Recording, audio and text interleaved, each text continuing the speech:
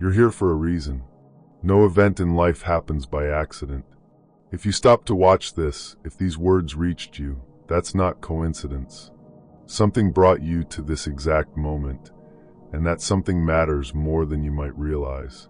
Life operates as a series of tests, not the kind you study for or prepare against, but the kind that reveal what you're actually made of beneath all the stories you tell yourself. Every experience, whether it feels like triumph or devastation, serves as a lesson designed to wake you up to what you actually are beyond the temporary vehicle you're riding in. You're not the body that ages and breaks down. You're not even the personality that shifts with circumstances. You're the awareness that watches all of it unfold. Your presence here suggests you've passed certain thresholds, not because you've achieved perfection or reached some elevated status, but because you've seen through specific illusions that keep most people trapped in repetitive cycles. Understanding this opens access to knowledge that changes everything. 3 primary tests determine whether a soul moves forward or stays locked in the same patterns. These aren't philosophical concepts. They're actual barriers that either dissolve under scrutiny or remain solid until confronted directly. The first test involves matter and illusion. The physical world presents itself as ultimate reality, the only thing that matters. Money, status, possessions, sensory experiences, all of it screams for attention and convinces you that acquiring and maintaining these things constitutes life's purpose. This trap functions so effectively because it aligns with survival instinct and natural desire. The body wants comfort, the ego wants recognition, and the world offers endless opportunities to chase both. Early stages of awareness get completely absorbed in this chase. You identify with the pursuer, believing that obtaining the next thing will finally provide lasting satisfaction. It never does, but the mechanism keeps generating new targets to pursue. Overcoming this test doesn't mean rejecting physicality or living in deprivation. It means recognizing matter as a tool rather than a master. You can inhabit the world without the world inhabiting you. Enjoy without attachment. Possess without being possessed. The shift happens when you stop believing that external circumstances determine internal states. You realize the body serves as a temporary vessel, and while you maintain it, you don't confuse it with your actual identity. Most people never pass this threshold because the illusion feels too solid, too real. Physical sensations seem to prove that matter is all there is. Pain and pleasure become the only compass.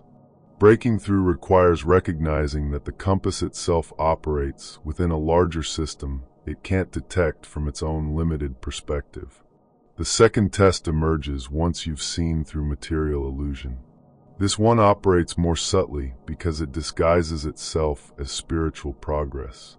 The ego, having lost its grip on physical identification, reconstructs itself around spiritual identity.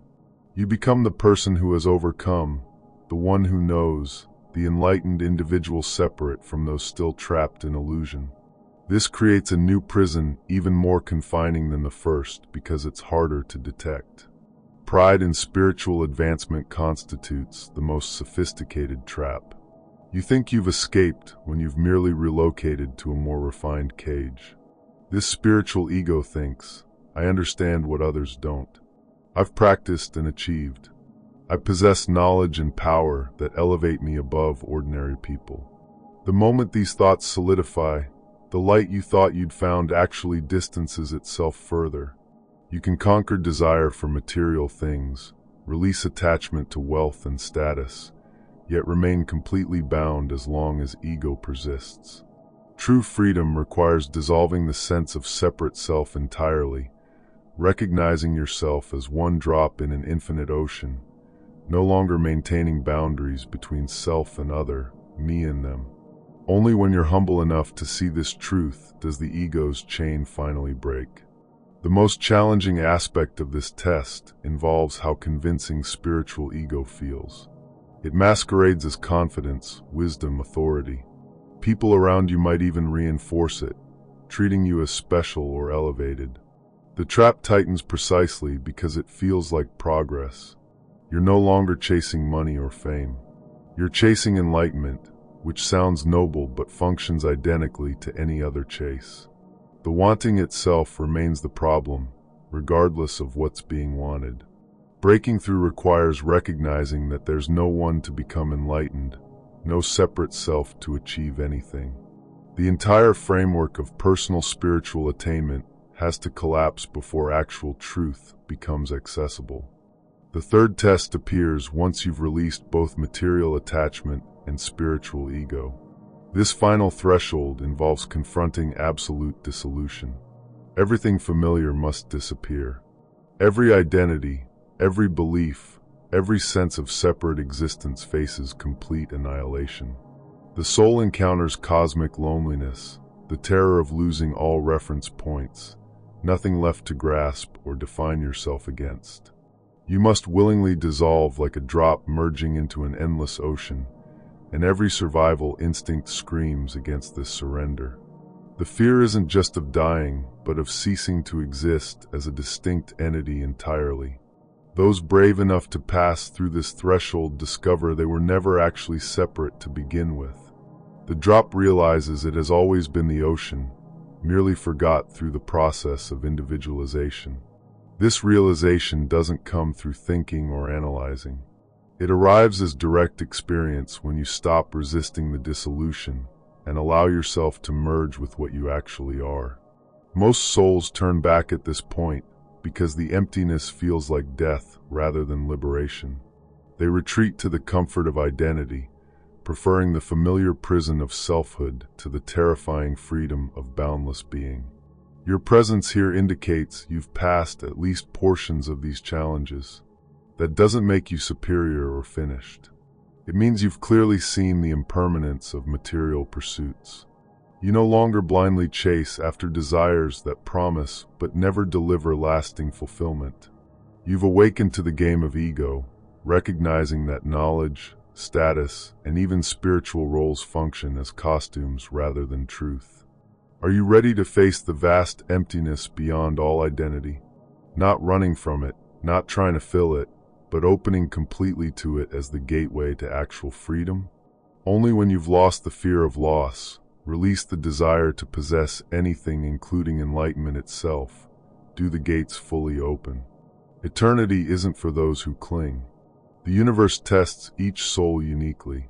Your exam gets written from your specific karma, desires, and choices. One person experiences profound loss to learn unconditional love. Another faces betrayal to learn forgiveness. Someone else endures extreme isolation to learn reliance on something beyond human connection. Different exams but identical purpose, bringing you closer to recognizing what you actually are beneath all temporary conditions. The ultimate test doesn't occur only at death. It happens in every present moment. Each time you release an attachment, you pass a small version of the final exam.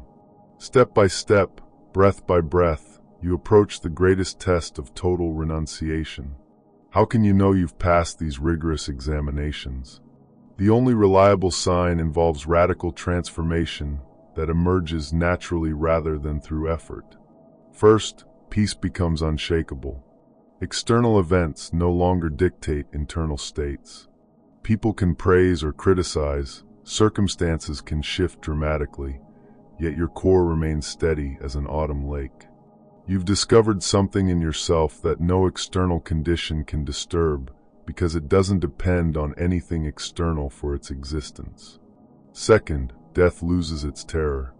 You recognize it as a doorway rather than an ending, a transition where the soul returns to its actual home.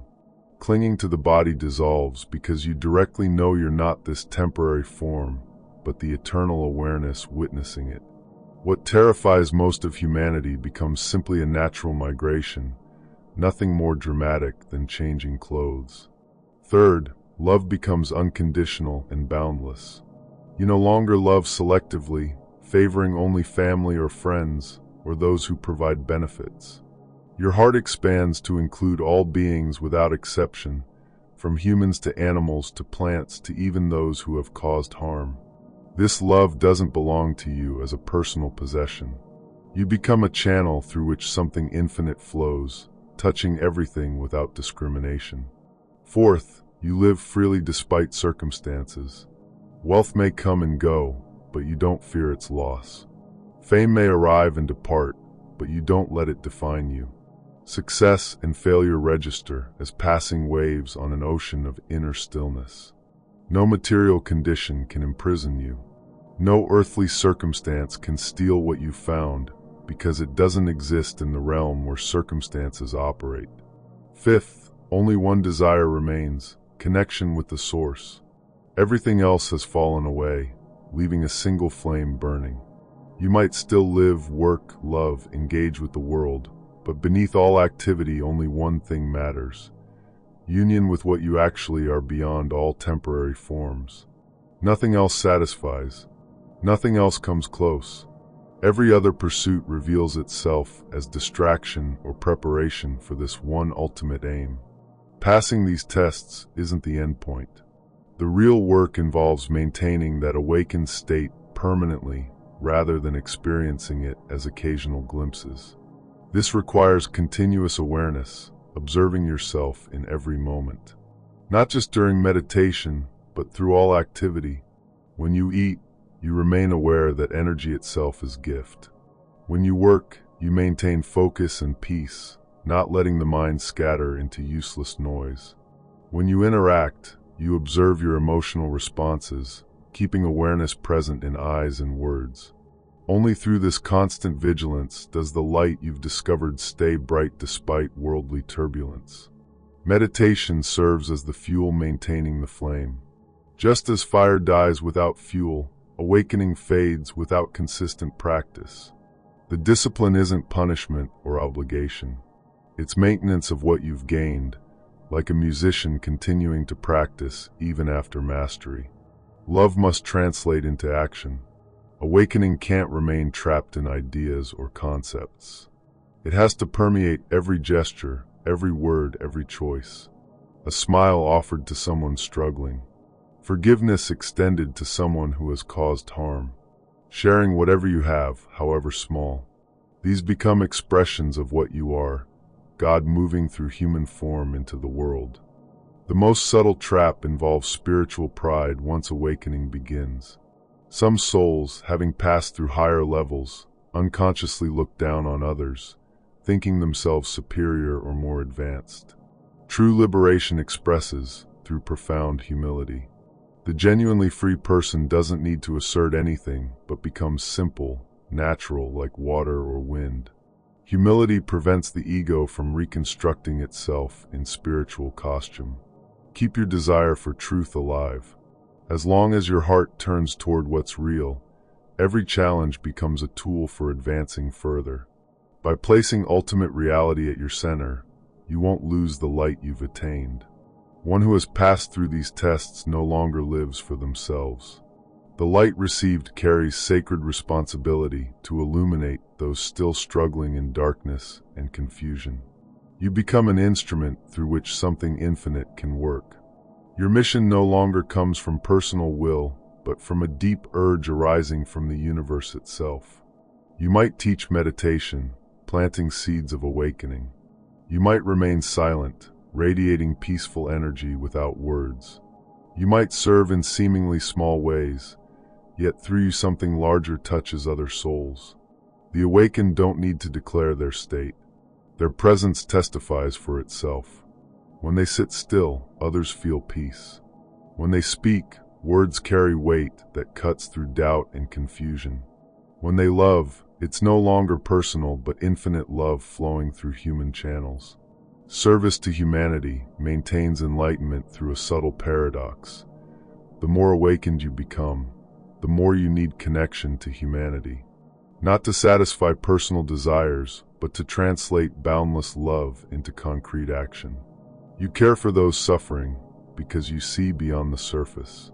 You heal wounds because you recognize that every soul reflects the same source. You inspire others to believe that liberation is real and accessible, not some distant fantasy. If you're reading this, if you sense you've passed certain thresholds, then understand your responsibility begins now. The responsibility to plan awakening in every encounter. The responsibility to live as an example of peace so others can look and find encouragement. The responsibility not just to free yourself, but to reach out and pull others from darkness. You're not here by accident. You're here because something in you is ready for what comes next. And what comes next always involves bringing others along rather than ascending alone into private salvation. The journey transforms from fierce battle with darkness into preservation and nurturing of inner light, so it illuminates not just yourself, but everyone you encounter. Your life becomes the message. Your presence becomes the teaching. Everything you do either reinforces illusion or dissolves it, and you can no longer claim ignorance about which direction you're moving. That's the weight and the gift of passing through these ultimate tests. You see clearly now, and seeing clearly demands response. Not the response of effort or striving, but the natural response of light spreading wherever darkness appears. Not because you force it, but because that's simply what light does when nothing blocks its movement anymore.